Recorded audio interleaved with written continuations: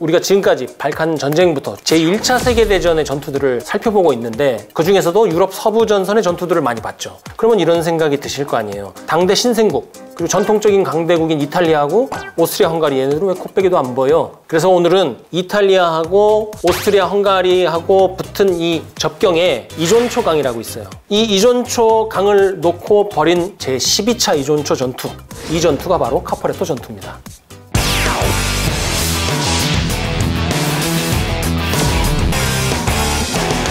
이 이존초 전투들은 이탈리아군이 오스트리아 헝가리 쪽으로 진출하려는 공격들입니다. 제가 들이라고 그랬잖아요. 여기서 12번 전투라고 하거든요. 그래서 12차 이존초 전투까지 있는 거예요. 왜 12번이나 했을까요?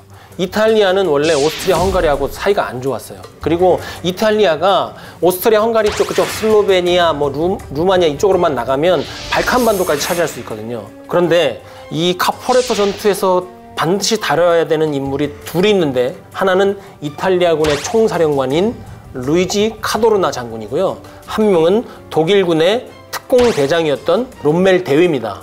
이 1차 세계대전에서 사실은 이태리는 이 전쟁에 낄 바가 아니었어요. 중립을 지키고만 있어도 돼요. 근데 이 이태리가 지금 오스트리아 헝가리 쪽을 지나서 발칸반도에 욕심이 있어가지고 이 전쟁에 참전을 한 거잖아요. 그런데 카도르나 장군이 거기에 걸맞는 작전을 실행할 수 있는 능력이 없었기 때문에 무모하고 무자비한 공격, 그러니까 장병들의 피통만 다는 공격을 11번에 걸쳐서 해갖고 결국은 실패하고 피해만 커졌단 말이에요. 이렇게 되는 와중에 이제 오스트리아 헝가리 제국이 독일에게 요청을 한 거죠. 야, 우리 역습을 해가지고 이거 이탈리아 끝내버리고 싶은데 우리가 힘이 없어. 그래서 독일군에서 부대를 보내줬는데 그 보내준 부대의 지휘관 중에 롬멜데이가 있는 거죠. 그래서 1917년 10월 24일 새벽 2시에 포격을 함으로써 시작이 되는데 이탈리아군 병력 집결지에 연막탄에 섞어갖고 독가스탄을 쏴요. 독일군이.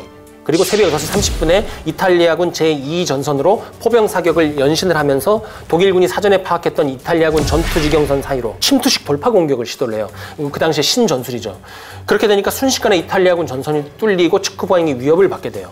그리고 독일, 오스트리아, 헝가리 연합군이 이탈리아군 전선을 향해서 돌격을 했는데 이게 오전 8시의 일입니다. 착착착 계획했던 대로 공격을 하죠. 근데 우리가 이제 착착착 공격을 했다. 기습했다, 돌격했다, 측면 공격했다 이렇게 표현하면 우리 머릿속에는 굉장히 신속하게 뭔가 진행되는 것으로 생각하지만 여기 지형을 보면 기본적으로 천고지예요. 산이 천고지라는 것은 말이 천고지지 우리 동네 뒷동산 200고지, 300고지 올라갈 때도 뭐 하나 메고 올라가려면 그냥 하루 왼종일입니다. 공격이 아니라 등정이에요. 그런데 왜 그걸 기습이라고 했느냐. 네 발로 기어서 천천히 갔는데 기습, 돌파 그런 게 되느냐. 전투 사례에서 나오는 대부분의 기습은 심리적인 기습이에요. 이미 적이 올 것을 어느 정도 알고 있었지만 미처 대비할 시간이 없었거나 대응할 만한 적절한 수단이 없어서 심리적으로 기습을 당하고 그 심리적인 기습에 의해서 정상적인 대응을 하지 못해서 그것이 물리적인 기습으로까지 이어지는 것이죠. 여기 분명히 깎아지른 산이고 천고지인데 갑자기 독일군 100명이 뛰쳐나왔어. 그리고 손들어 해. 실제 그렇게 해요. 손들어. 니네 항복 안 하면 진짜 니네 다 끝난다? 그래갖고 100명이 와갖고 1000명을 항복을 시켜요. 심리적인 기습이라는 그런 현상이 아니면 이것을 설명할 수단이 없는 겁니다. 이 심리적인 기습을 한 사람이 누구냐? 바로 롬멜데이입니다. 이 롬멜데이가 미르텐베르크 산악대대를 이끌고 있었어요. 그리고 아무도 공격할 수 없어 거기 이렇게 얘기를 했던 이탈리아군 천연의 요새 거기를 대대원 중에서 150명을 먼저 선발을 해서 절벽을 등정하듯이 기어 올라가가지고 뒤통수를 때립니다. 첫 번 그 접촉에서 수백 명의 포로를 잡습니다. 그리고 그 다음날 롬멜 부대가 더 깊숙이 공격을 합니다. 밤에 산을 은밀히 등정을 했다가 낮에 기습 공격을 하는 방식으로 주변 고지들을 하나하나 점령해 나가요. 이탈리아군은 이쯤 되면 신출귀몰하는 롬멜 부대 때문에 정신줄을 완전히 놓은 상태였던 걸로 보여요. 또 여기서 롬멜의 냉철한 판단력이 더욱 돋보이는 것이죠. 10월 26일 아침이 됐는데 여기 메르즐리 고지라고 있어요.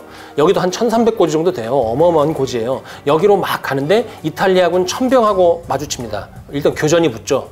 여기에서 미리 배치된 기관총이 내뿜는 화력 때문에 고생을 합니다. 근데 여기서 이제 롬멜이 공격을 밀어붙여요. 그 기관총 진지가 메르즐리 고지 옆에 다른 높은 고지에 있는데 자기가 직접 정찰을 나가요. 정찰해보니까 이 메르즐리 산 정상에 이탈리아 병사들이 공격에 대비해서 수백 명이 이렇게 모여 있는 거예요. 여기서 롬멜이 어떻게 하냐면 진짜 말도 안 되게 병사 몇 명만 데리고 손수건을 흔들면서 접근을 해요. 그리고 소총 유효 사거리 내에까지 접근을 합니다. 그리고 갑자기 롬멜이 모두 항복하라고 소리를 질러요. 모두가 저게 뭐 하는 짓이야 해갖고 어벙벙하게 있는데 이탈리아 병사 중에 한 명이 먼저 독일 만세하고 뛰쳐나간 거죠. 지금 너무나 지쳐있고 저렇게 독일군에서 당당하게 항복하라고 할 정도면 엄청나게 대군이 뒤에 있구나. 그러면서 나간 거예요. 뛰쳐나간 거예요. 그게 1,500명에 달했다고 합니다.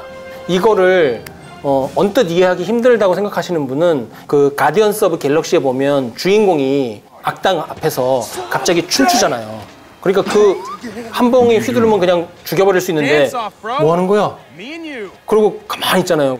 정말 사람이 황당한 상황에 놓이면 그렇게 된다니까요. 지금 현재 이제 1300고지를 점령을 했잖아요. 이게 끝이 아니에요. 메르질리 고지 여기를 지나서 뒤쪽에 1400고지가 또 2개가 있어요. 그리고 그 뒤에 최종적으로 뭐가 있냐면 이 작전 공격의 최종 목표인 마타주르 산이 있어요. 이 산은 자그마치 1641고지예요. 근데 이 롬멜은 처음에 그 항복시킨 그 심리적 마비 전술을 먹혔잖아요. 이걸 계속 씁니다. 일부 병력을 보내서 사격을 하게 하고 그러면서 갑자기 전면에서 나타나서 기습 공격을 하거나 아니면 공격을 하는 것처럼 사격을 해놓고 공격을 하지 않고 있어. 그러면 이탈리아군이 심리적으로 지칠 거 아니에요. 지쳤을 때 또 공격하고 갑자기 시커멓게 나타나서 너네 항복해. 이러면 또 대량으로 항복하고 이런 일이 계속 반복됐어요. 지금까지 말씀드린 이 손수건 항복 사건이 28시간 만에 일어난 사건이에요. 28시간 만에 일개 대대라고는 하지만 거의 150명에서 200명 사이의 인원으로 이탈리아군 일개 여단을 이긴 그런 진짜 말도 안 되는 사건이 일어나는 거예요. 그럼 이제 롬멜의 부대는 얼마나 죽었을까요? 6명 사망에 30명 부상밖에 없었습니다. 롬멜 부대의 전술과 이 전투 성공이 너무나도 전투 사례에 흔치 않은 기적적인 성공이기 때문에 카파레토 전투의 상징적인 사건으로서 설명드린 것이지만 이건 전체 전투의 일부일 뿐이죠. 실은 산악전투에 특화된 독일군이 산악기동전을 위해서 개발된 경량화된 무기, 임무 수행을 위해서 별도로 보급된 화염 방사기, 넉넉한 수류탄을 들고 들어간 이 순간에 전투의 승패가 결정된 것일 수도 있습니다. 당시 이탈리아군은 상황 진전이 없는 반복된 전투 이런 걸로 인해서 정신적으로 육체적으로 지쳐있는 상태였고 또 탄약하고 물자도 굉장히 심각했거든요. 어쨌든 독일군과 오스트리아 헝가리군에게 결정적인 타격을 입고 이탈리아군이 이 일대에서 완전히 철수하기로 조기에 결정을 해요. 그래서 그냥 현 지역 일대에서 철수하고 방어선을 새로 구축하자 이 정도가 아니라 현재 점령하고 있는 카포레토로부터 완전히 이탈리아 쪽으로 빠지자 50km 정도 떨어진 곳에 타글리아멘토라는 도시가 있거든요. 거기 일대까지 후퇴하려고 하죠.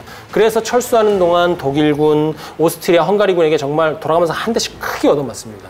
결국에는 1만 명이 전사하고 3만 명가량이 부상을 입죠. 그런데 더 웃긴 거는 그 과정에서 26만 5천 명이 포로로 투항해버려요. 정말 치욕적인 패배죠. 나중에 왜 이탈리아 병사들이 그렇게 집단적으로 투항했느냐 이걸 분석했는데 당연한 결론 중 하나는 전투 피로증입니다. 한치 앞으로도 나가지 못하는 산악지대에서 반복되는 교전 때문이다 이렇게 했는데 실은 교전에서 오는 그 두려움, 그 피로보다도 지루함, 무료함, 정적이 더 큰 적이었다고 합니다. 그러니까 우린 전투 영화 이런 거 보면 그 짧은 러닝 타임 안에서 벌어지는 그 사건을 주로 상상을 하잖아요. 그런데 실제 전투, 일주일, 한 달, 뭐 몇 개월 이런 전투에서는 싸우는 날보다 안 싸우는 날이 더 많아요. 그리고 그 아무 일도 안 일어나는 안 싸우는 날에 이탈리아 병사들의 마음이 서서히 죽어갔던 것이다. 연구자들은 그렇게 분석을 하고 있는 겁니다. 그리고 그 1000고지가 넘는 산악의 돌바위 틈에서 열악한 보급, 병사들의 그 삶의 조건 어떻겠어요? 정말 취약하죠. 먹을 게 없어서 신발 가죽 살만 먹고 했다는 게 바로 이때의 상황입니다. 그러니까 이렇게 정리를 할 수 있을 것 같아요. 12차 이존초 전투, 카포레토 전투를 통해서 이탈리아군은 발칸반도로 나가서 그 일대의 패권을 차지하겠다. 이 꿈을 접어야 됐습니다. 그리고 초특급 금수저였던 카도르나 역시 사퇴하고 모든 지휘관들이 책임을 묻고 경질이 됩니다. 그 이후에 또 재밌는 건 뭐냐면 이탈리아군이 으쌰으쌰를 해요. 그래갖고 굉장히 짧은 시간 내에 강군으로 거듭납니다. 그 이후 전투에서 오스트리아 헝가리 제국군을 완전히 짓밟아버려요. 이것은 전화위복이 됐다고는 말하기 힘들고 그 뒤에 온 이탈리아군의 뒤늦은 정신차림, 그 복수 성공, 그것이 잘 됐다고 하기에는 12번에 걸친 이탈리아군의 헛발질이 너무나 컸고 더군다나 20만 명이 넘는 장병이 투항해버린 것은 그것은 인류 역사에 영원토록 남을 아주 불명예스러운 것이었습니다.